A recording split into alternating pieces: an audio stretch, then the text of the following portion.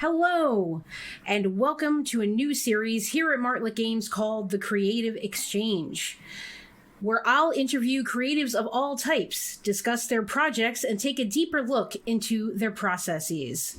I'll be your host, Sara, she, her, a creative partner here at Martlet Games. Thanks so much to everyone joining us tonight. For our inaugural episode, I'll be speaking to a Redhead Vixen, or Lex, the writer and storyteller for the bespoke tabletop role-playing horror game Skin Deep.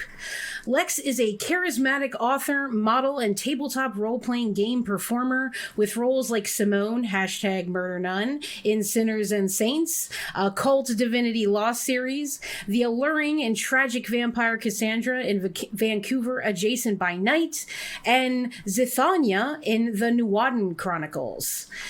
As a writer, Lex has penned 2 books of dark fantasy in the Huntress Saga. Beyond the realms of fantasy, Lex completed a bachelor's degree in criminology and psychology, is an avid Vampire the Masquerade and World of Darkness fan, and enjoys life in Canada with her husband Jay and blessed potato dog Beckett. Welcome, Lex. Hi, I'm so stoked to be here and to be with the first person on this new segment. I'm really excited. Yes, thank you so much for being here. And honestly, I have wanted to know the answers to these questions for the longest time about Skin Deep. So personally, I'm just very excited to hear your answers. So we're here tonight to talk about Skin Deep. As I said, I was lucky enough to be on cast for this series and have gushed to pretty much anyone who will listen about this really special project. Now, I am issuing a spoiler warning for the Skin Deep series right now as a blanket, as we're going to talk about the whole scope of the series. So if you have not seen that yet, please go to the Vancouver by Night YouTube channel. The entire series is up on there, ready at your convenience. So please do check that out if you haven't seen the whole thing already. So I'm incredibly excited to hear more about how your vision for Skin Deep came to life. So the first thing is, what was the spark of inspiration for the series? Like, when did you start coming up with this? So I started pitching this horror game idea a while ago, probably almost a year ago to Steve. I started talking about wanting to run a horror game of some sort because I run a lot of tabletops at my own house here in Vancouver. And I really, really like to tell stories of claustrophobia and paranoia and that sort of vein. But Skin Deep is actually a really old story that happened to me when I was like a little kid, and I mean like 6 or 7. I remember it super distinctly. I was sitting on the couch with my parents and we were watching like Friends or something.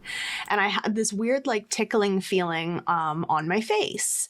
And I reached up with my hand to like brush it away. And when I pulled my hand away, there was an ant on my finger. And I realized that this tickling feeling I'd been having on my face the whole time must have been this ant crawling around on my face. And that is the most afraid I've ever been in my entire life, before or since. And it's just this memory that has stuck with me my whole life. And that was what Skin Deep was based off of from the beginning. That's really incredible. I mean, there's nothing that makes horror like some childhood trauma, right? Like the deepest fear you could ever feel. That's so interesting. And I had no idea. Cool. So what pieces of media inspired or influenced Skin Deep's creation? Well, when I finally sat down to write Skin Deep, I was actually listening to a lot of podcasts at the time because I spend a lot of time in the gym and I walk my dog twice a day. So I have a lot of time of just free ear space where I can't be like reading a book, but I want to be entertained and consuming media. So I was listening to The White Vault and also Station Blue, which are really, really great. But above and beyond that, even the media that I consume in my past, like The Ruins and The Descent and As Above, So Below, were all very very influential on it. Lots of those had scenes that I wanted to homage or get the sensation of, especially watching them with my husband Jay, who isn't as big of a horror buff as me, so I really enjoy seeing what sticks with him and what sticks with me and how to best use that to horrify the people I know. I saw The Descent for the first time as an undergrad. It was like 20 of us in this room on this tiny little laptop screen. And even then it was so scary. I had never seen a movie like that. So thinking about that in conjunction with Skin Deep, I was like, okay, this is really rife for some super juicy horror. So very, very good stuff. Now, this is what I really want to know. How would you describe your research process for Skin Deep in terms of the city, the climbing, the caverns? I'd love to know more about that. So yeah, the research that I did initially was actually pretty basic. I was just looking at ants, which was what I had decided was going to be the main villain of the thing. So I was looking at different types of them, how they burrow, how the different hives all work together, how the queens and drones operate, that kind of stuff. And then I didn't really do any more research until the characters came in, because I don't really see the point in doing hours upon hours upon hours because someone wants to be a phlebotomist if no one ends up being a phlebotomist. Great. So once the characters came in, I did a lot more research on the geology of the area, stones that are actually local to it. I did a lot of research into what kind of caves you find in that area. And then it became an episodic thing. Like in episode 3, when the machinery blew up, I knew that was going to happen. I knew it was going to be the ants, but I had to figure out how, because I know ants can't eat metal. I know that for a fact. But I know ants screw up machinery all the time. So after a quick Wikipedia, I was able to find out the problem is actually that ants get into the machinery and clog it up and cause failures and mechanical issues. So I was able to incorporate the way the machine would explode. It wouldn't explode with ants, it would just have a failure, which would be catastrophic here. In the final episode, when Lucas needed to be looking for a way out, finding out that they were actually just called chimneys. I assumed that was a silly name I had assigned for these types of formations, but no, that is the real name for those. So that's kind of how I prefer to keep it. I don't like to do too much research at the outset. I prefer to see what's going to be necessary for the story day by day. And always Wikipedia. Yeah, that makes a lot of sense that you sort of wait until you have the characters and then as the story is unfolded, doing it as needed. I do think that's wiser than sometimes a huge bulk of research, which I am very guilty of doing when storytelling. So that really resonates a lot with me. Did you fall down any specific rabbit holes? Like you started to read about something and then you just it became an hour or whatever, I did. Army ants were what really, really got me. They create mobile hives, and within the hives, they're one of the only ant species that actually keep 2 queens. There's 2 main ways into the hive, and there's 2 queens in these different caverns. And I was like, oh, I'll definitely incorporate that. And then I didn't. Yeah, I hear you. You have to, edit yourself in certain ways. That is a very interesting concept. I didn't know any operated like that. So that is fascinating. So you spoke a little bit about the casting process in our little mini wrap-up episode that you would have seen last Friday on Vancouver by Night. So who do you think out of the cast really surprised you the most with their performance? Well, probably right at the outset, I would have to say Rin.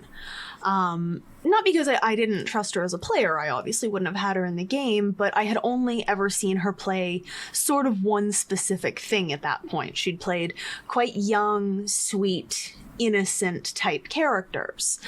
So when she pitched me Dr. Jones, with her vulgar flaw and her paranoia, I was like, okay, I mean, that sounds awesome.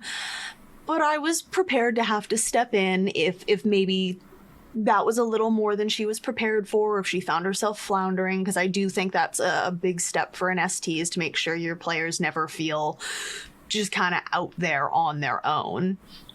And then she just like brought it every single episode, and I was floored.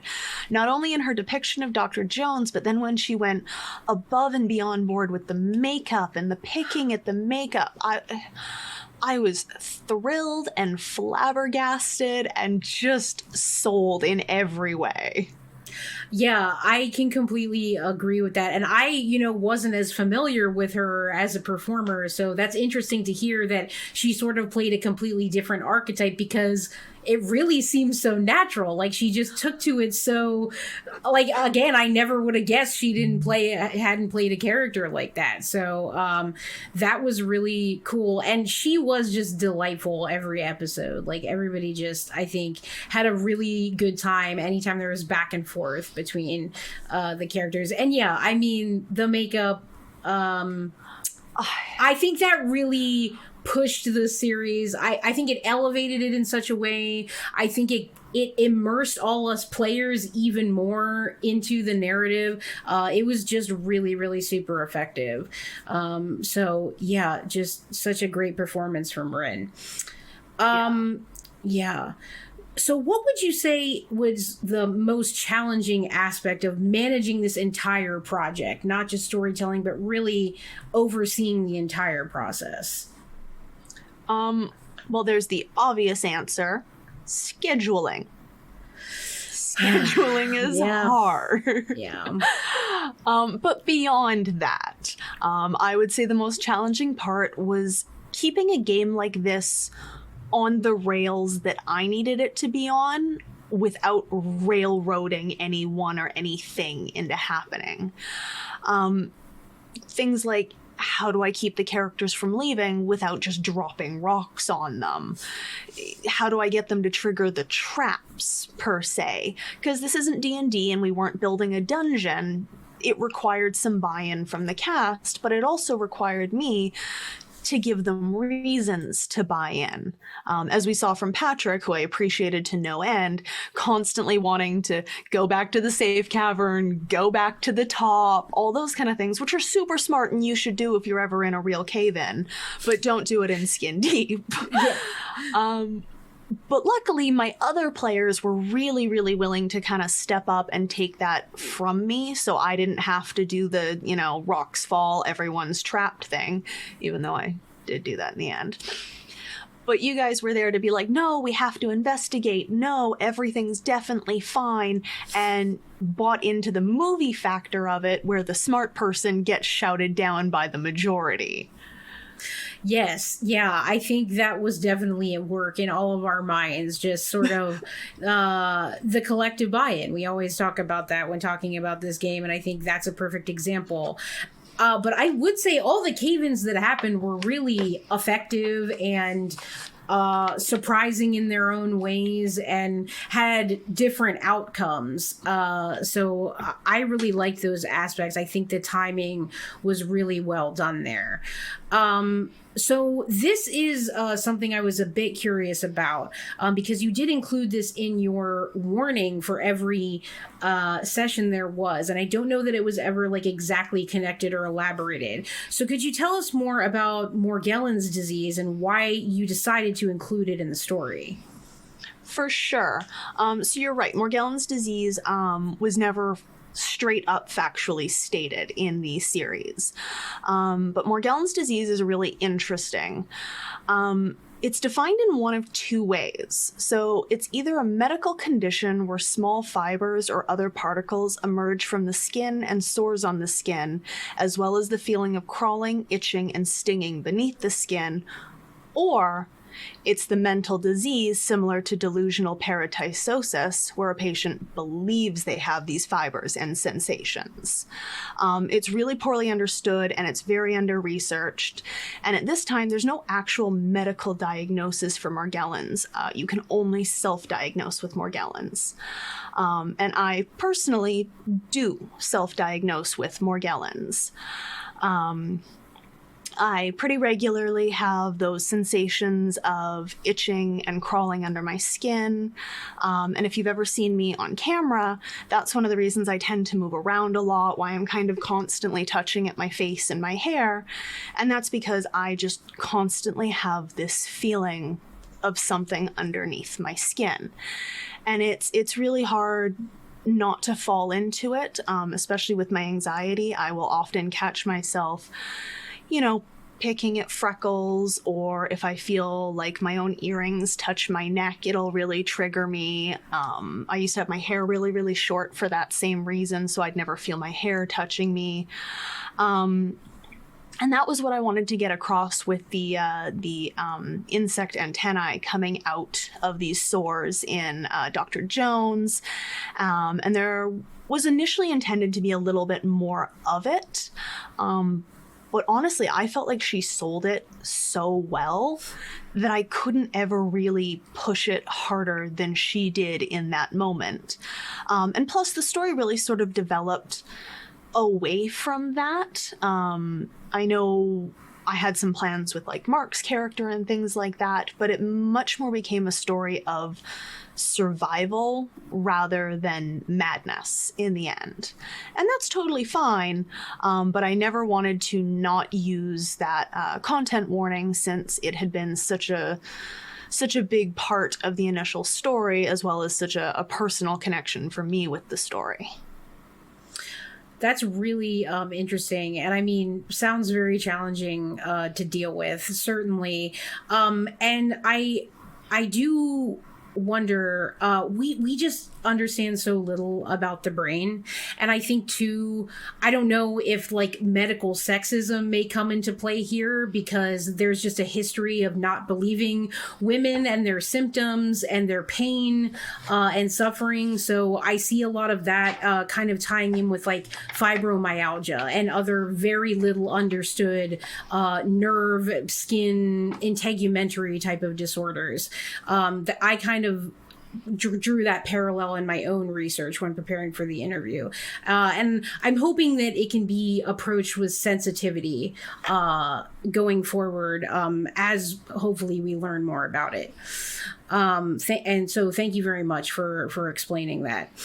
The next question I have is, how did you choose what tabletop mechanic system to use here in this game, since it is a game after all? Technically.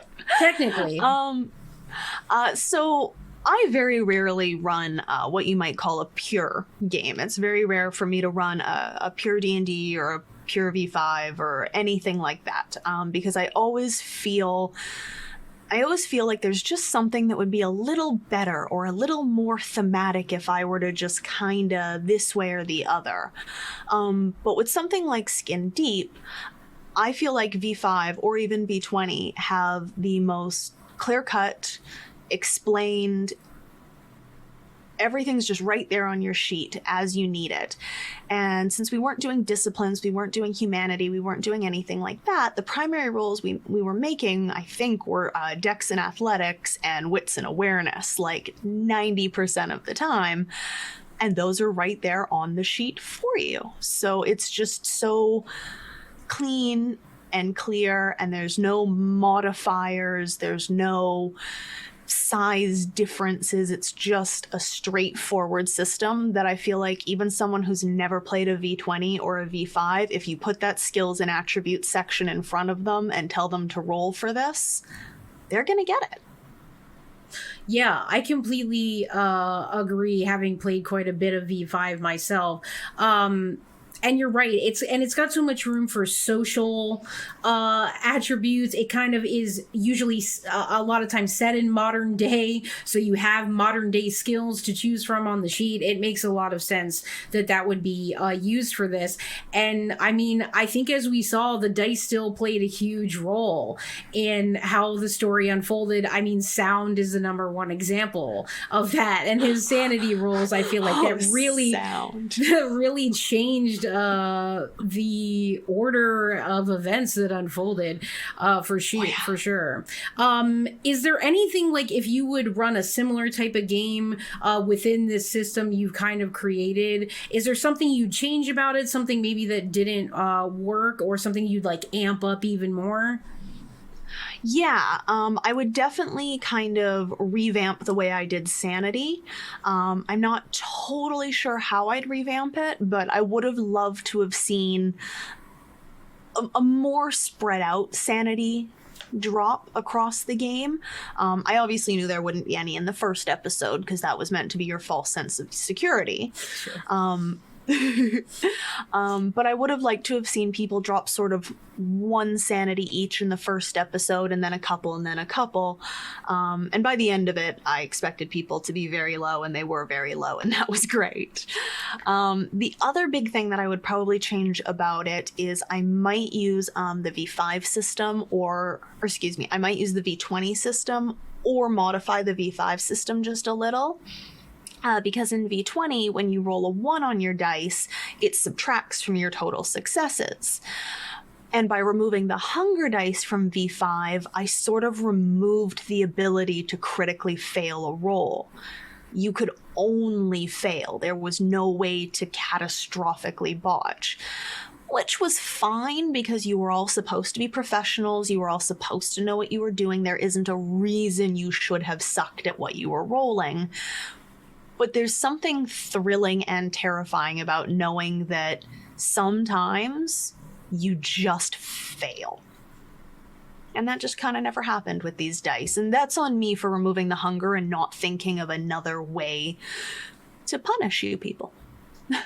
That makes a lot of sense, though, and I think it's really like astute of you to observe that the balance maybe wasn't there because, like you said, you removed the hunger dice, so you don't get that bestial failure, like in V5. So that makes a lot of sense that there would be something in it to sort of twist the knife, and I do think that V20 like minus for the one, I think that would be a good balance, and I'm sure there's a million other permutations that would work as well. So speaking of kind of like the dice and how things changed, how did your original vision for the story of Skin Deep change throughout the course of the game? Oh my god, there were so many things that I had planned or thought would happen that just poof. For starters, Sound was not supposed to go insane. He was supposed to be a very sane person. He was supposed to kind of keep his shit together. Mark was supposed to go insane. Yes. Okay. When we first talked about the character Jay and I, he was like, okay, all I want is to end up being the crazy guy in the tent trying to dig these creatures out of my own arms and legs. And then he just never really failed his sanity rolls, so he was fine. And meanwhile, Sound was just like, boof, boof, boof, boof, boof. So I was like, okay, I guess we're doing this a little different. I really thought the sanity would go a lot faster than it did, so I thought this was going to end up being a game a lot more about madness and not trusting the people you brought down here with you. I had actually written originally in episode 4, because I had estimated everyone would have fallen to like sanity 4 or 5 by this point already. My assumption was that you guys would sacrifice Mark on the altar. When I first started writing out the episodes, episode 4, Mark was supposed to die. You guys were going to sacrifice him. None of that happened. No. Episode 1, it was clear Ella had final girl energy. Like, that was so obvious to me from minute 1. So when I started writing my ending, I knew Ella was either going to escape Or, because I thought all the sanity stuff was going to happen, I really, really thought that I could convince Ella to get up in the place of the statue and take the place of this divine feminine figure. I was really convinced I could get her to do it. And then y'all just built a family instead. Yes, wow, that is so interesting. And that just makes me think, having portrayed the character, I do think in a different circumstance with less trust, like you said, between the characters, I do think there is some universe where Ella does do that. I really believe that. Oh, yeah. Having played her, that she would have gotten up there. That's very interesting. And this sort of leads me into more about the story. So you said it ended up being more about survival than madness. And one thing I kind of noticed as things went on is that it's also a story about redemption, which surprised me as a player. Is that a theme that you expected to explore with this story? No, maybe with Ella. Maybe when I kind of met all the characters in episode 1 but still thought you all were gonna go crazy. Maybe with Ella getting up on the altar to make sure these ants don't escape. It might have been something I could have touched upon, but no, I really didn't expect that from this story and from these characters. And with Mark and Sound being, grave robbing assholes, and Dr. Jones had the paranoia flaw. Like, I really thought that there was going to be a lot more animosity between everyone, and it just never came. And I liked it more that way, like it ended up being a story that I didn't anticipate telling, which meant that I got to be a more active participant than I had thought I would be when I was just the author of the story. That makes a lot of sense, that you sort of had to get your hooks in even more since things were unfolding in a different way. And I think every character in their own right at least starts a path to their redemption. Like, Dr. Ken is trying to stay out of the oil fields and get this big win in his career before he packs it all in. Dr. Jones is, I think, looking similarly for this nugget of recognition in her career, also kind of being older. And then, of course, I think that Mark, we get to hear about the motivations of why he started this whole grave robbing thing, and the road to hell is paved with good intentions, and all of that. So I think everybody sort of had certain qualities of redemption. And in terms of playing Ella, I fully expected her to be irredeemable. I was like, I'm going to play the person that everybody loves to hate and that will cheer when she dies. That's truly what I thought going into it. So the redemption of Ella, the final girl status, I never expected that either. So that is so fascinating. What advice would you give to past Lex about the beginning stages of Skin Deep? Plan less.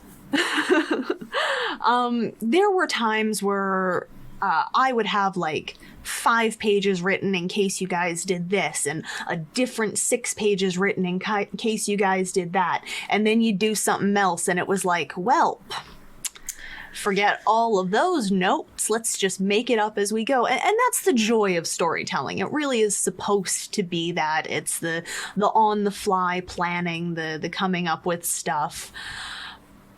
But yeah, I would just definitely say plan a little less, roll with the punches.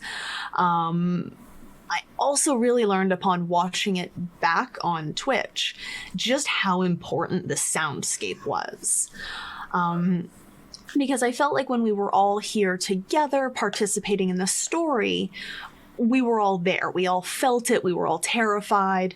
And then as I was watching it back, that energy just isn't there as a viewer the way it is as a player. And so it really, really relied on the soundscape to convince my brain that what I was hearing was happening as a viewer rather than a participant. So like Jay's work on the soundtrack and the cave noises and the gunshots, and my mom talked all the time about just those constant drums that were going on that she'd say she could feel in her chest, and And that's huge in horror. Now I watch these horror movies with just a whole new appreciation for what I'm watching, and the understanding that environment building, which is what he did, and story building, which is what I did, go so hand in hand if you really want your viewers to experience the moment rather than just hear a story.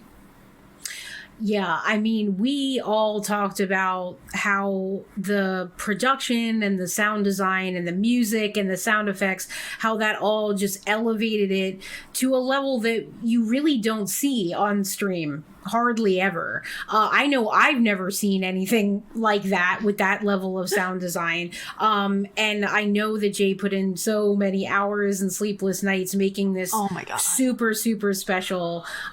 So, you know, shout out to Jay for sure. Just continuously impressed as I go back and revisit it. Like, it's really incredible. And I can hear things like just in my memory, the rope snap, the gunshot, the drums, like you said, like all of that stuff. The rope snap was everything. Yeah, and Jones hitting the ground. And like, we were there. We were part of this scene. Yeah, we already knew it. It's coming. We already knew. But I was watching it and I remember sitting there and it was like, oh my God, wait, I wrote this. Yeah, completely. It was just a whole other experience with that layer of sound design added that just makes your heart pump in the way that you want horror to do.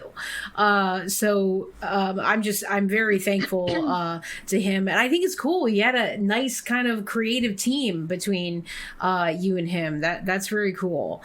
So what lessons will you take away from Skin Deep as far as future projects are concerned?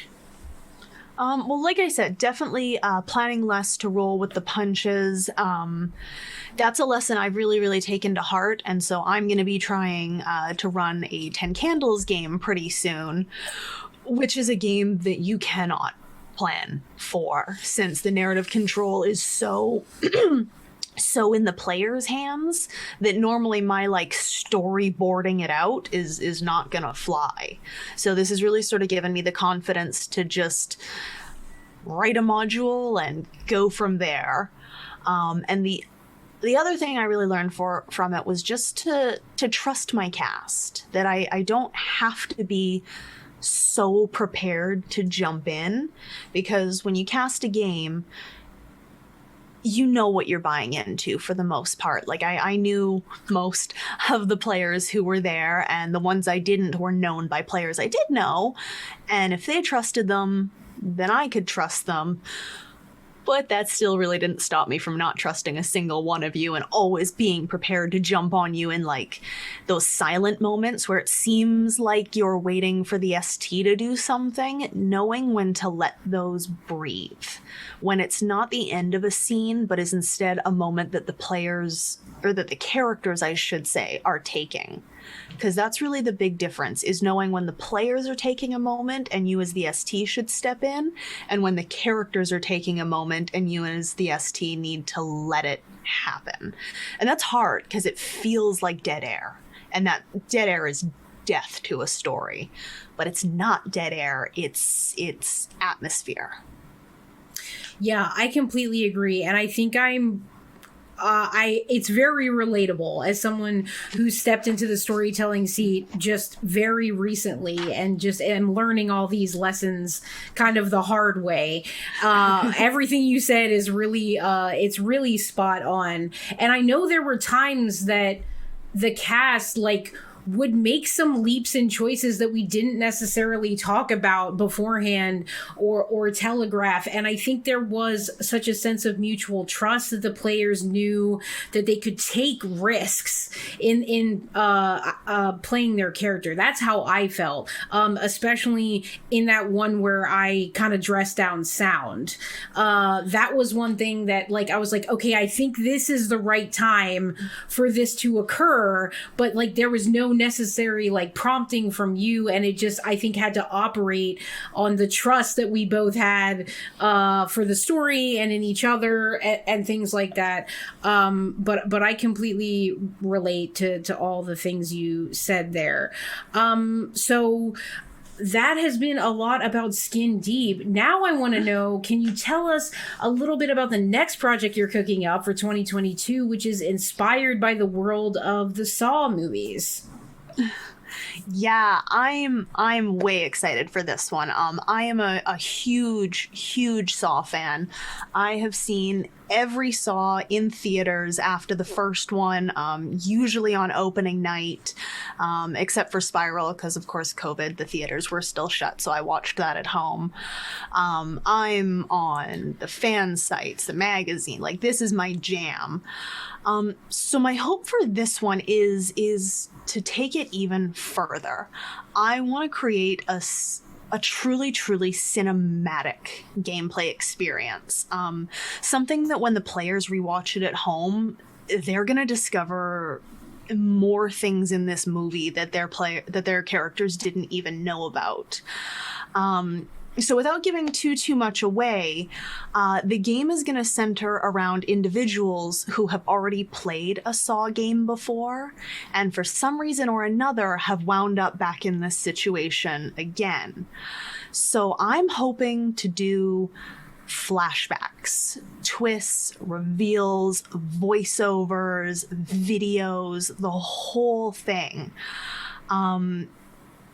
So when a character is actually sitting in game with the other players and they start talking about their previous game that they played, all of the players are going to be sitting here as a role-playing experience, but when it's actually airing on Twitch, I want to show it as a flashback with just that one individual having it happen. So the players who were there in the game are going to get to actually see it now, like a movie that they're getting to watch as a person. It's a bold idea, and in a post-COVID world, it's something that might not come out exactly how I'm hoping, because of course, Jay and I can't just fly to these people and record their scenes to play them later, unless we can, which is exactly what we're hoping to do. And I'm just really hoping that it all comes together with that Saw twist magic where people who thought they understood the situation are just mind blown in that moment. I hope. Yeah, that sounds so cool and so interesting for a player in that game, to when the final product is there and watching it, it's really a very different and unique experience than they had just playing the game. I love the idea of having flashbacks as like people are describing it in the game. I think that's really a genius, and I think lends to that cinematic feeling that you're looking for. So I'm really excited to see what goes on with that. And with that, that'll be the end of the first episode of the Creative Exchange here with Lex. I want to kind of, as Sean Evans of Hot One says, I want to roll out the red carpet for you. Tell us what you're working on, where we can find you. As long as you want to go, please plug away. Awesome. Well, of course, you went over my previous credentials with Sinners and Saints and the Nuaden Chronicles. I was also in Zach's Vampire 2099 Cyberpunk vampire game. You will be able to find me sometime around Christmas running this 10 Candles game, which is tentatively titled Have a Very Merry and Extra Scary Christmas. You can keep an eye out for the Saw game. I have lots and lots of other one-shots that I'm looking to run. At the moment, I don't have anything else particularly planned, but as always, you can find me on Twitter and Instagram and probably on Facebook as a Redhead Vixen, and I always try to keep everyone updated there. And that's probably about it for me right now.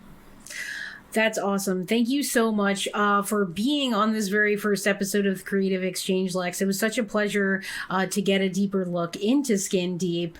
So thank you so much for being here. My name is Sara. I was your host. You can find me on Twitter at MCDiabetes. I'm a creative partner here at Martlet Games. Please just follow all the Martlet Games social media to see all of our shows in production and the cast that I am a part of as a player and a storyteller, please just check those all out. You will get all the info you need on the social media profiles. And with that, we will see you next time on the Creative Exchange. Goodbye, everybody, and thanks. Bye. Bye.